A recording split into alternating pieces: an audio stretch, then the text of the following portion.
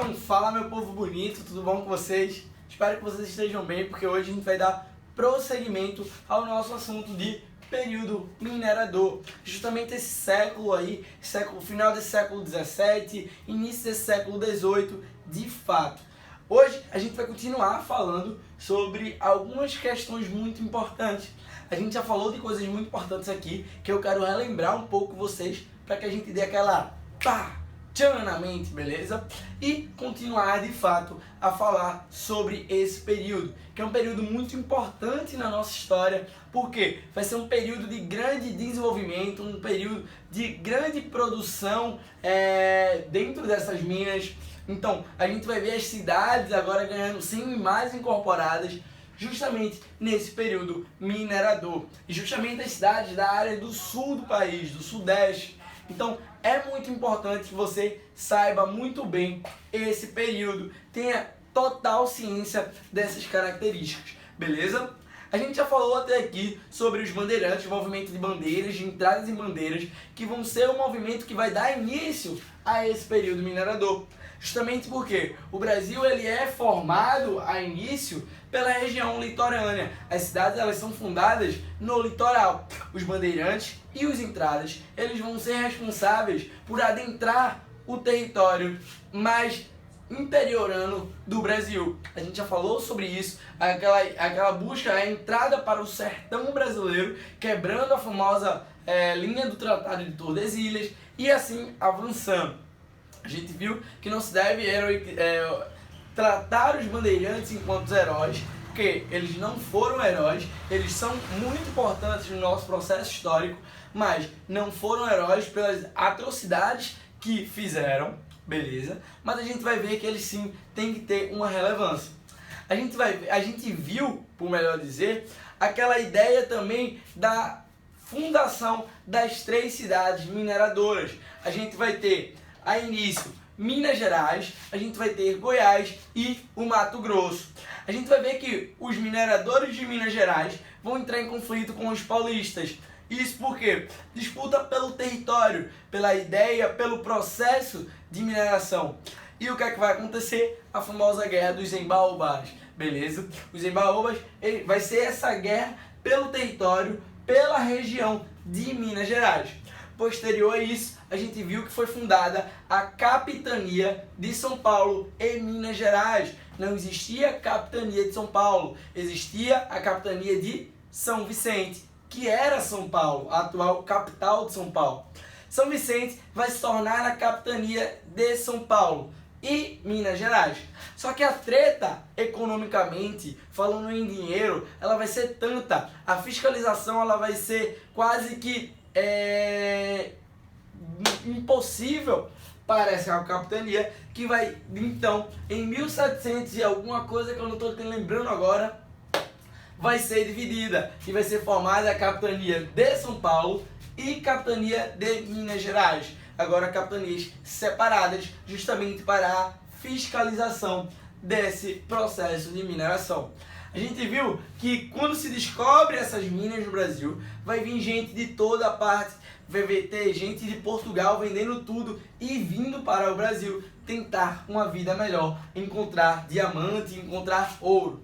Sim, cabe um caso muito interessante, galera, que só tinha sido descoberto ouro até então, não se tinha descoberto diamante. E os diamantes estavam repletos, as minas estavam repletas de diamantes, aonde os próprios mineradores brincavam com os diamantes, jogavam no outro, quebravam, utilizavam para dama, utilizavam para marcador, para escrever. Então eles não sabiam aquilo que era diamante, até que um dia foi levada uma amostra para Portugal e lá se descobriu que era diamante. Então, o governo português vem para Minas Gerais e isola toda a área e pede para que todo mundo que tivesse com uma pedra dessa devolvesse, mostrasse que estivesse, certo? Então é muito doideira, porque a galera que estava minerando, que estava lá, os mineradores, eles mesmos não sabiam o que estavam procurando. A ideia era mais o ouro, a prata. Isso era a ideia central deles, sem nem lembrar que existia diamante. Beleza? Sem nem saber que existia diamante. Tranquilo? Então, lembrando disso, vamos começar a aula de hoje. beleza? Eu quero que vocês peguem aí na página 147, beleza? Vamos falar aí sobre a tributação. Alguém sabe o que é tributação? Tributação é quando a gente vai ver os impostos. É o que vai ser pago à coroa, beleza? O quinto era o imposto cobrado pela coroa. Todo ouro e pedras preciosas encontradas tinha que ser quintados ou sonegados. O sonegador estaria cometendo o crime de lesa majestade. A gente vai ter o primeiro tributo, ou melhor, o primeiro imposto chamado de quinto. O quinto era dar a quinta parte de tudo que você retirasse, de todo o ouro, de todo o diamante, de tudo, à coroa. Caso você não pagasse o quinto, você estaria cometendo um crime que ficou conhecido como o crime de lesa majestade. E sabe qual é a pena para o crime de lesa majestade?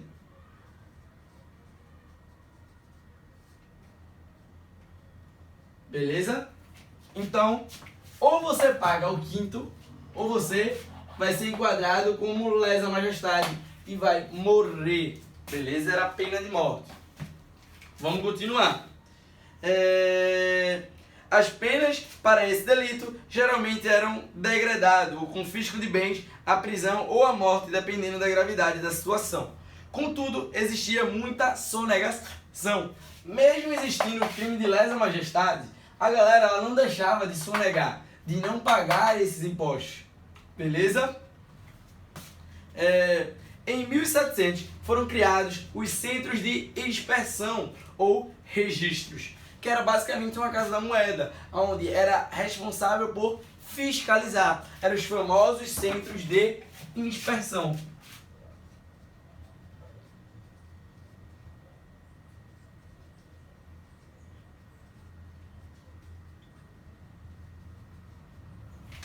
Beleza? Uma famosa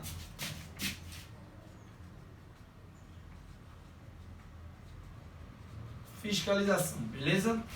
Vamos lá. O regimento de 1702 criou o cargo de intendente, que servia para fiscalizar a região. Em 1719, a coroa, percebendo que o contrabando era muito grande, decidiu proibir a circulação de ouro em pó, criando as casas de fundição. O que é que vai acontecer? Em 1719, a gente vai ver que a galera não vai pagar o quinto, porque Brasil é Brasil, a galera não paga imposto. A gente vai ver que vai existir o contrabando.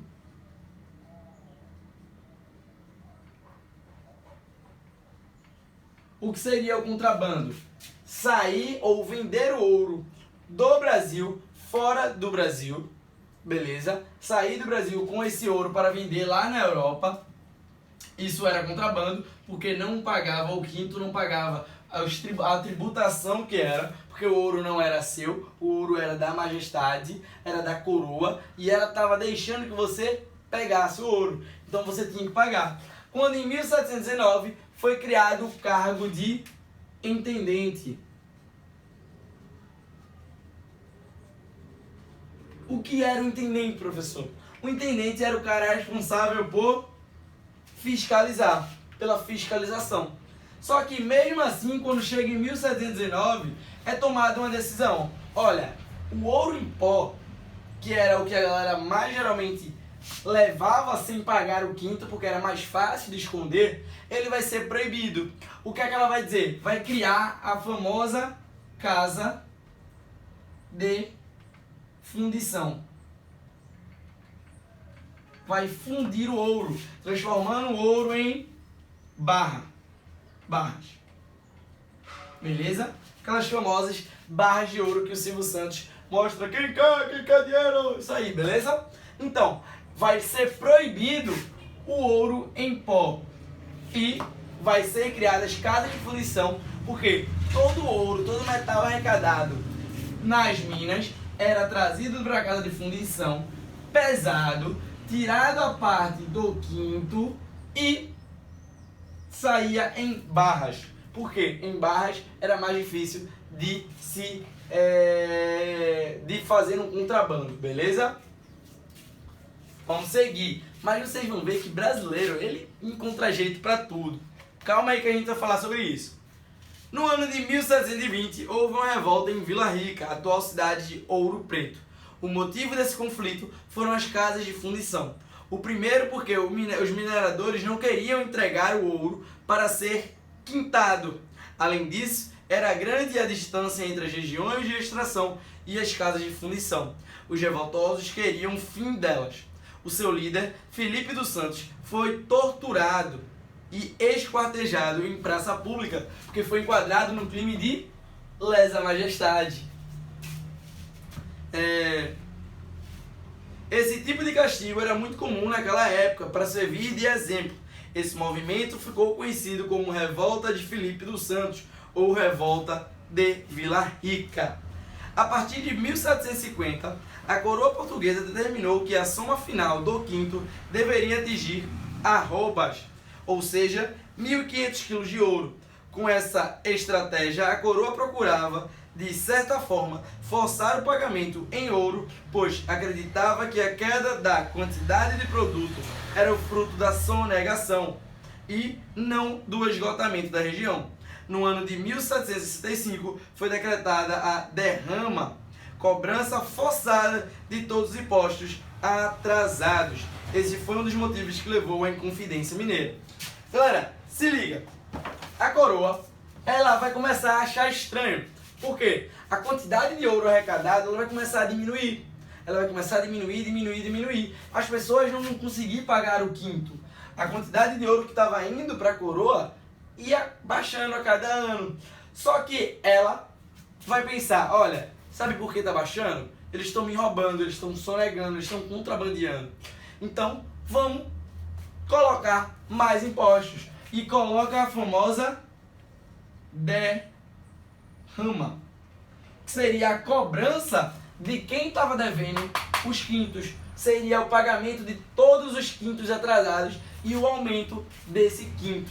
O que é que vai acontecer? As pessoas vão começar a se revoltar. Por quê? Elas não... Meio que ainda assim existia um contrabando, mas ele era muito menor. Mas o ouro ele não estava chegando, ele estava diminuindo em chegar lá na coroa, pelo motivo que as minas estavam esgotando. Já tinha a quantidade de ouro nas minas era menor. Então isso vai também... o ouro que vai ser levado também vai ser menor. Só que a coroa não entendia, ela só queria mais. E a derrama, ela vai vir cobrando todos os quintos atrasados e aumentando os impostos, que vai originar a famosa Revolta de Vila Rica. E posteriormente, que a gente vai tratar ainda, a famosa Inconfidência Mineira. Beleza? Que vai ter o famoso lá Tiradentes, o famoso Tiradentes. Mas a gente vai falar sobre isso nas próximas aulas. Mas isso aqui vai ser o retrato do período minerador no Brasil e principalmente na cidade de Vila Rica. Beleza? Vamos agora... Sim, antes de terminar essa parte, vocês estão vendo aí, embaixo do nome tributação, duas imagens de um santo. Vocês já escutaram a célebre frase do Santinho do Pau Oco? Essa expressão ela vai surgir durante esse período minerador, aonde com essa ideia das casas de fundição e transformar o ouro em barra, o que é que vai acontecer? Algumas pessoas bem sacanas vão começar a produzir algumas imagens de santo, imagens gigantes de santos, que por dentro eram ocas e que tinha uma passagem ou que tinha uma abertura, e começaram a colocar ouro, diamante dentro desses santos, lacrava para poder sair com eles do Brasil. O que é que vai acontecer? Um belo dia, em uma ida dessa procissão que o santo bem grande estava cheio de ouro dentro, ele vai cair do carro, quebrar e um monte de ouro vai se espalhar, um monte de diamante vai cair no chão. Aí eu lhe pergunto, milagre ou era contrabando? Fica mais fácil responder, né? Contrabando. Então a expressão santinho do pau oco vai surgir aqui, quando esses santos, essas imagens de santos, elas vão ser transformadas em recipientes para contrabandear o ouro ou diamante aqui no Brasil. Beleza? Tranquilos? Massa! Vamos falar um pouco agora sobre a economia do Brasil do século XVIII, só para a gente encerrar. O açúcar não deixou de ser exportado durante o período da mineração. Outros produtos também eram cultivados simultaneamente, tais como as drogas do sertão, na Amazônia, o tabaco, o algodão, cuja produção teve um bom desenvolvimento com a Revolução Industrial na Inglaterra. Atente que a Inglaterra havia feito um tratado com Portugal em 703, chamando o Tratado de Maturin, ou Tratado de Panos e Vinhos. Por ele, a Inglaterra seria beneficiada, pois na relação de troca, os tecidos ingleses eram mais caros que o vinho Portugal, gerando uma balança comercial favorável para a Inglaterra. A pecuária também foi importante nesse período, pois com o intuito de abastecer a região das minas, surgiram médias e grandes fazendas de criação de gado bovino na região da Bahia e na região do Sul, produzindo a charque. Outro fator importante para a integração entre as regiões brasileiras foram as monções, expedições organizadas pelos paulistas que levaram mercadorias para comercializar com as regiões mineradoras através de embarcações percorrendo os rios interiores. Em 1785, a rainha Dona Maria I assinou uma importante medida que, em relação ao Brasil, conhecida como Alvará de Dona Maria I. Essa medida beneficiava principalmente Portugal, pois proibia a industrialização no Brasil, impedindo que os produtos da colônia concorressem com os produtos da metrópole. Por esse alvará, o Brasil estava proibido de produzir manufatura. O que é que eu vou falar aqui para vocês? Um resumo básico disso. O Brasil, ele não vai parar de exportar açúcar. Beleza? O açúcar ainda vai continuar, só que ele vai ter uma queda no seu preço. Beleza? A gente vai ter ainda o aumento da produção de algodão. Beleza? A gente vai ter ainda as extrações das famosas drogas do sertão. Beleza? Isso tudo vai continuar acontecendo, só que o ênfase maior é de fato para a mineração, que vai ser o grande carro-chefe dessa economia do Brasil do século XVIII. Tranquilo? Mas isso tudo aqui ainda vai estar acontecendo. ênfase para o final do livro ali que a gente falou, da Dona Maria I. Dona Maria I, ela vai assinar um tratado com a Inglaterra, claro, tem que ser Inglaterra, levando vantagem em tudo, para que o Brasil vendesse vinho barato à Inglaterra, vendesse vinho. Lembra que eu até falei isso para vocês? Falei, a gente já conversou sobre isso quando a gente falou lá da formação dos Estados Nacionais. O Portugal vai vender vinho e vai comprar roupas. Só que o vinho era mais barato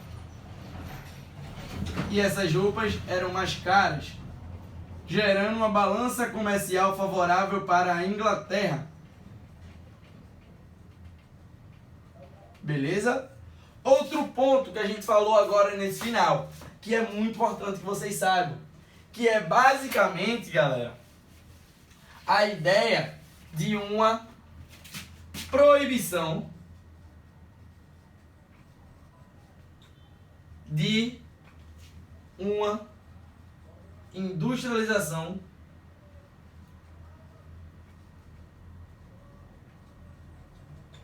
no Brasil.